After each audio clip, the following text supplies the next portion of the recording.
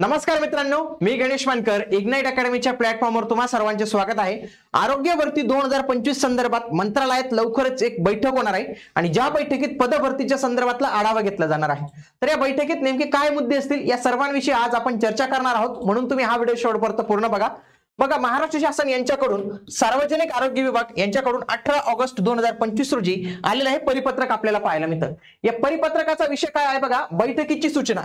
कधी ही बैठक होणार आहे? 20/8/2025 ला होणार आहे. कधी होणार आहे? दुपारी 12:30 वाजता ही बैठक जी आहे तर ती होणार आहे.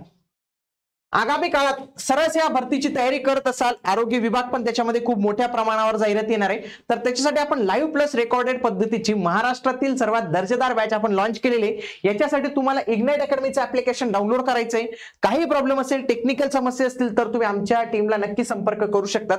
आणि या ज्या बॅचच्या फीस दिसत आहेत यांच्यावर तुम्हाला 10% पर्यंतचा ऑफ मिळू शकतो, ज्याच्यासाठी तुम्हाला एक सिक्रेट कोड मी देतो. फक्त हा व्हिडिओ बघणाऱ्यांसाठी GM10 हा कोड यूज करा आणि तुम्ही 10% सूट इथं मिळू शकतात.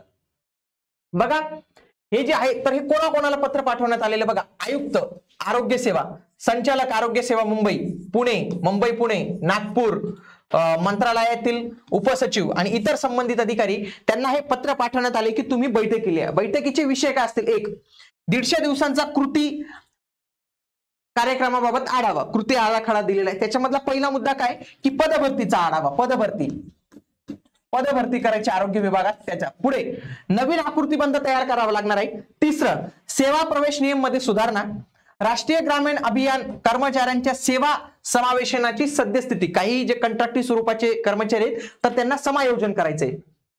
त्याच्यानंतर वर्ग 2 अधिकारी यांचे प्रशासकीय प्रशिक्षण आणि रुग्णालय स्तरावर सल्लागार समितीच्या स्थापनेचा आढावा. म्हणजे हा पहिला जो आहे ना, पहिला पॉइंट आपल्यासाठी जे आहे तर तो इथं महत्वाचा असणार आहे. बघा, उपरोक्त कळवण्यात येते की माननीय मंत्री सार्वजनिक आरोग्य व कुटुंब कल्याण यांच्या अध्यक्षतेखालील वरील नमूद विषयाबाबत बैठक होणार आहे बुधवारी 20/8/2025 ला 12:30 वाजता. ही बैठक जी आहे तर ती आपल्याला इथं बघायला मिळणार आहे. आणि 8वा मजला आरोग्य सेवा आयुक्तालय मुंबई इथे ही जी आहे तर ते आयोजित करण्यात येणार आहे. तर याच्यामध्ये सगळ्यांनी उपस्थित राहायचं आहे. बघा, विषय त्यांनी इथे दिलेले आहेत आयोजित बैठकीमध्ये. पहिलं काय होणार आहे? पदभरती. बघा, आता आरोग्य विभागात पदभरती काढायची असेल तर सगळ्यात आधी त्यांना आकृतीबंध निश्चित करावा लागणार आहे. आकृतीबंधासोबतच त्यांना सेवा प्रवेश नियम प्रत्येक पदासाठीचे ते अपडेट करावे लागणार आहे. आणि त्याच्यानंतर त्यांना पदभरतीचा आढावा घेऊन वित्त विभागाच्या मान्यतेसाठी तो प्रस्ताव जो आहे तर तो पाठवला जाणार आहे. बघा, 2 ऑक्टोबर पर्यंत, लक्षात घ्या, 2 ऑक्टोबर 2025 पर्यंत सर्व विभागांना त्यांचं आकृतीबंध आणि सेवा प्रवेश नियम हे अपडेट करायला सांगितले. आणि त्याच्यानंतर आपल्याला खूप मोठ्या प्रमाणावर जाहिराती ज्या आहेत तर त्या बघायला मिळणार आहे. म्हणून तुम्ही तुमची तयारी जी आहे तर आजच व्यवस्थित पद्धतीने जी आहे तर ती चालू ठेवली पाहिजे. ओके. आणि बैठक झाल्यानंतर बैठकीचा जो MOM असतो म्हणजे मिनिट्स ऑफ मीटिंग, तर ते जे आहेत तर ते मान्यतेसाठी 2 दिवसात जे आहेत तर ते सादर करावे. आगामी काळात जाहिरात येणार आहे. काही जाहिराती आता पण आलेल्या, जसं की ठाणेची मल्टीपर्पज वर्कर फक्त 12वी पास वाल्यांसाठी जागा आहे चांगली. मीरा भाईंदरची जाहिरात येणार आहे, 340 जागा असतील. GMC पुणेचे 10वी पासवर जागा आलेल्या आहेत. आणि यांची तयारी करत असाल याची आपण कंटेंट सिरीज पण सुरू केली, जसं English PYQ series, GK GS PYQ series, तर या पण आपल्या चॅनलवर सुरू आहेत, त्या तुम्ही अवश्य बघू शकता.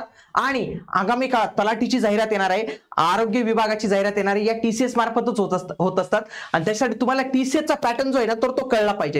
त्याच्यासाठी आपलं हे जे पुस्तक आहे तर हे पुस्तक तुम्ही आजच ऑर्डर करा. आणि याच्यामध्ये अभ्यास कसा करायचा मित्रांनो? सगळ्यात सिंपल. काय करायचं? प्रश्नपत्रिका घ्यायचा, एक प्रश्नपत्रिका घ्यायची आणि दररोज ते प्रश्न जे आहेत तर ते सॉल्व्ह करत बसायचे. आपण काय करतो?